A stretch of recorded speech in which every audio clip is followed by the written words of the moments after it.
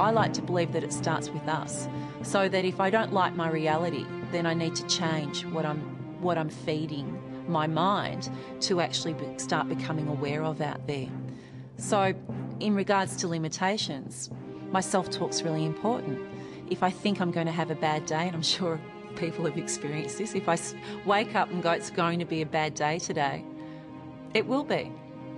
Because I'm not going to see, I'm not going to hear, I'm not going to feel, I'm not going to get any of the good stuff, because I'm actually, it's outside of this little tunnel vision that I've given myself, that, you know, of the reality that I want to have that day. If I want to be right at all costs, and in my right, wanting to be right, I make you wrong, that is the thing that I think really drives a wedge between people. It's all about people making themselves right. And whenever we judge someone, we are making ourselves right, but all we're doing is justifying our tiny model of the world. When you see somebody, you'll make a judgment based on their clothes, based on the way they look, based on their color, based on their sex. And this is a judgment that it will just happen instantaneously. Whether you decide to energize it with some action, whether you decide to energize it with beliefs, whether you decide to energize it with some racism, is a choice. And so it's beautiful to acknowledge that you will have judgments, also to give yourself the choice of whether you're going to energize that. There is no rule book. I mean, we weren't born with a little rule book that says to be the best human being you can be on planet Earth, these are some of the things that you really need to know. And so we struggle throughout our lives, don't we?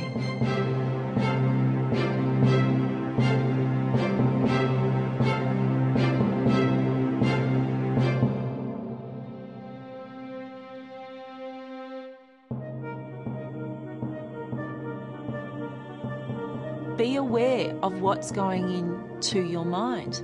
And that's why if someone says to me, you're going to have a bad day today, I always turn around and go, that's right, and it's possible I'll have a good day, because I want my unconscious mind to hear what it is that I want.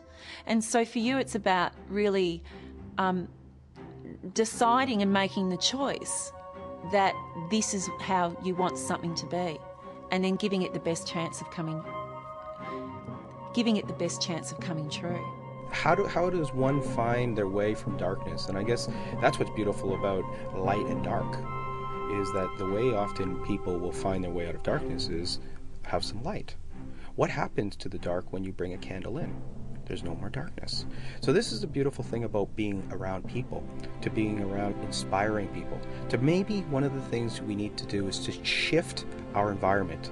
If we're in an environment, if you find yourself in an environment that everyone's pulling you back and they're holding you back from your dreams and they're pulling you down, perhaps you need to shift your environment. This doesn't mean turning all those people off. It means perhaps looking at where you're investing your time. Your greatest asset, your greatest resource is your time. Your time to invest with people, your time to invest on yourself, your time to invest in your enterprises.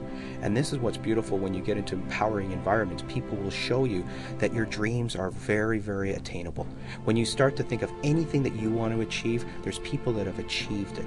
And once you start connecting and communicating and affiliating and having dialogue with them, your dreams become a closer reality.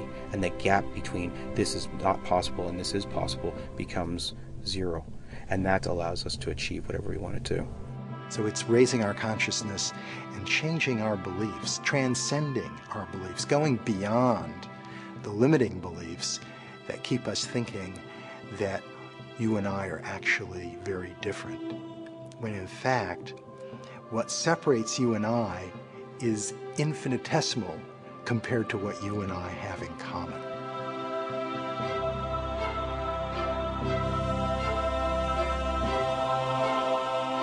Once again, it's the limitations that we put on ourselves and the judgment around ourselves and others.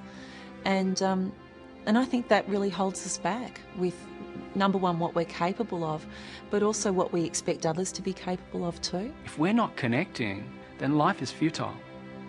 There's no purpose in it. So our ability and our skill is to begin to get to a point where you can accept more people, no matter what they look like, no matter what they sound like, no matter what they smell like or taste like or feel like. It's really about allowing ourselves to begin to accept more people around us. The moment we do that is the moment we have more fun. The moment life is alive and we're not so judging. we're not so you should, you must have, you have tos, they start to disappear. It's kind of like, what do you do with your life? What is it that motivates you? What is it that drives you? Because I'd like to know. And then that way, we open the opportunity to connect.